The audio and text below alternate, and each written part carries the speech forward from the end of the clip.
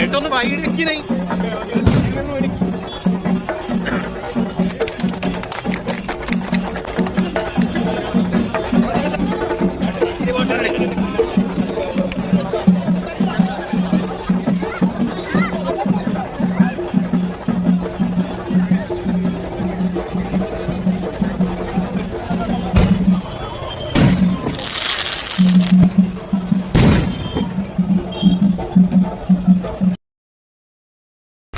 ഒരു കിലോമീറ്ററിലധികം നീളം അതിലുണ്ട്. കോഴിക്കോട് സൗത്ത് നിയോജക മണ്ഡലത്തിൽ നിന്ന് ആരംഭിച്ച് ബേപ്പൂർ നിയോജക മണ്ഡലത്തിൽ എത്തുന്ന നിലയിലാണ് പാലം.